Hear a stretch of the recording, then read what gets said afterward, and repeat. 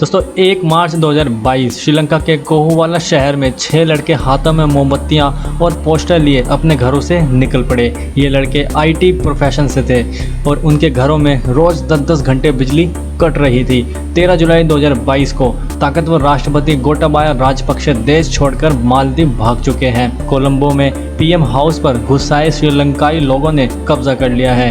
देश में 4 महीने में तीसरी बार इमरजेंसी लगा दी गई है। तो दोस्तों आज हम बात करेंगे कि श्रीलंका में बिजली कटौती को लेकर शुरू हुआ 6 लड़कों का विरोध प्रदर्शन कैसे 2.25 करोड़ लोगों के बीच फैल गया, जिसने राजपक्षे परिवार को सत्ता से उखाड़ फेंका। तो दोस्तों जानेंगे इसके बारे में मेरे साथ। मेरा नाम है नरेंद्र, स्वागत है आपका डिजिटली स्टडी में। दोस्तों दरअसल वो 6 लड़के जिस 10 घंटे की बिजली कटौती से परेशान थे, उसकी वजह श्रीलंका की आर्थिक बदहाली थी। श्रीलंका का विदेश मुद्रा भंडार लगभग खाली हो चुका था।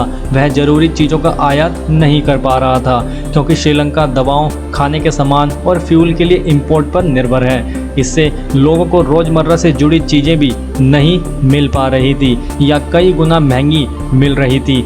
यही नहीं, अनाज, चीनी, मिल्क पाउडर, सब्जियों तक हर जरूरी सामान की कमी हो गई थी। दोस्तों शुरुआती प्रदर्शन में शामिल रहे 6 लड़कों में से एक विमुक्ति दुशांत ने एक श्रीलंकाई मीडिया से बातचीत में इस आंदोलन के शुरू होने से लेकर फैलने तक की कहानी बताई। उसने कहा, शुरुआत में जब हम रास्ते पर पोस्टर लेकर खड़े होते थे तो बाकी लोगों को ये मजाक लगता था। विरोध प्रदर्शन के पहले ही दिन हम केवल 6 लोग थे, लेकिन दूसरे दिन करीब 50 लोग जुटे।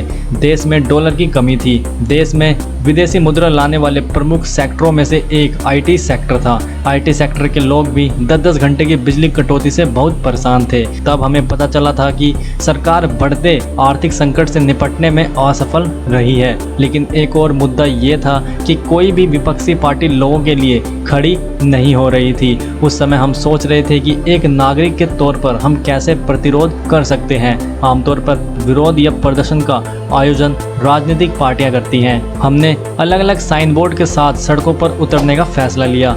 2 हफ्ते के बाद राजधानी कोलंबो के प्रमुख हिस्सों में शांतिपूर्वक प्रदर्शन किए गए। इसके बाद आंदोलन से कुछ दिनों में ही सैकड़ों और फिर हजारों लोग जुट गए। 2 हफ्तों के बाद ही ये जन आंदोलन बनकर श्रीलंका की राजधानी कोलंबो और मिरिहाना और गाले तक फैल गया। दोस्तों श्रीलंका के जन आंदोलन में एक और बड़ा नाम उभरकर सामने आया, जो कि 28 साल के बुद्धि प्रबोध करुणारत्ने बताते हैं कि बिजली संकट के प्रोटेस्ट से शुरू हुआ विरोध प्रदर्शन कैसे श्रीलंका की आर्थिक बदहाली के खिलाफ जन आंदोलन बन गया।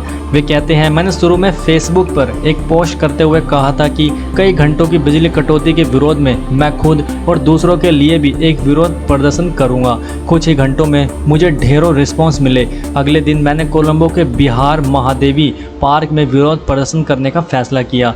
मैंने सोचा था कि लगभग 50 लोग आएंगे, लेकिन उस प्रदर्शन में करीब 400 लोग पहुंच गए। मेरा नेतृत्व करने का कोई इरादा नहीं था, लेकिन मैंने भाषण दिया। इसके बाद हमने नेलम पोकुना तक विरोध मार्च निकाला और वहां विरोध प्रदर्शन किया। तभी हमें अगले दिन मिरिहाना में विरोध प्रदर्शन होने का पता चला और हमने वहां जाने का फैसला लिया। दोस्तों अब हम इन्हें पॉइंट्स में जानने का प्रयास करते हैं कि कैसे ये विरोध पूरे श्रीलंका में फैला। पहला, पुलिस और प्रदर्शनकारी पहली बार मिरिहाना में आमने सामने आए। 31 मार्च को श्रीलंका की राजधानी कोलंबो के मिरिहाना में एक बड़ा विरोध प्रदर्शन आयोजित हुआ, जिसमें हजारों की संख्या में लोग पहुंचे। इस आंदोलन में प्रदर्शनकारियों को तितर बितर करने के लिए पुलिस ने आंसू गैस के गोले छोड़े। इस हिंसक झड़प में कई प्रदर्शनकारी घायल हो गए और कईयों को हिरासत में ले लिया गया। यहाँ तक कि पुलिस ने इस घटना को कवर करने गए 6 पत्रकारों को भी हिरासत में ले लिया। कुछ पत्रकारों की पुलिस ने पिटाई भी की। दूसरा पॉइंट, चर्चित लोग और विपक्षी पार्टियां भी लोगों के प्रदर्शन से जुड़ने लगी। आम लोगों के विरोध प्रदर्शन से जल्द ही चर्चित लोग भी जुड़ने लगे। श्रीलंका की सबसे बड़ी विपक्षी पार्टी समागी जान बाल वेग्या यानी SJB के अध्यक्ष और पूर्व राष्ट्रपति R प्रेमदासा के बेटे सजीव प्रेमदासा मार्च के अंत तक इस जन आंदोलन से जुड़ चुके थे। SJB के अलावा Tamil national alliance, national peoples power, जनता विमुक्त पैरामुआ, फ्रंटलाइन सोशलिस्ट पार्टी जैसी पार्टियां भी राजपक्षे सरकार के खिलाफ विरोध प्रदर्शन में उतर गई। यही नहीं, मिरिहाना में प्रदर्शनकारियों पर पुलिस की कार्रवाई के खिलाफ कई पूर्व क्रिकेटरों ने आवाज उठाई और प्रदर्शनकारियों का समर्थन किया। इनमें अर्जुन रणतुंगा, कुमार संगाकारा, मरवन अटापट्टू, रोशन महानामा, सनत जयसूर्या और मुथैया मुरलीधरन जैसे पूर्व क्रिकेटर भी शामिल थे। महानामा, जयसूर्या और अटापट्टू ने तो 2 अप्रैल को कोलंबो में हुए विरोध प्रदर्शनों में भी हिस्सा लिया। दोस्तों, राजपक्षे सरकार ने इस प्रदर्शन को कुचलने की पुरजोर कोशिश की। 1 अप्रैल को श्रीलंका में आपातकाल लगा दिया गया। 2 अप्रैल को श्रीलंका सरकार ने प्रदर्शनकारियों से निपटने के लिए Facebook, WhatsApp, Twitter, Telegram, Instagram, TikTok और स्नैपचैट समेत सभी सोशल मीडिया प्लेटफॉर्म पर बैन लगा दिया। हालांकि यह बैन 15 घंटे बाद ही हटा दिया गया। लोगों के बढ़ते विरोध के बीच तब के राष्ट्रपति गोटाबाया राजपक्षे और उनके भाई और प्रधानमंत्री महिंद्रा राजपक्षे को छोड़कर श्रीलंका की पूरी कैबिनेट को इस्तीफा देना पड़ा।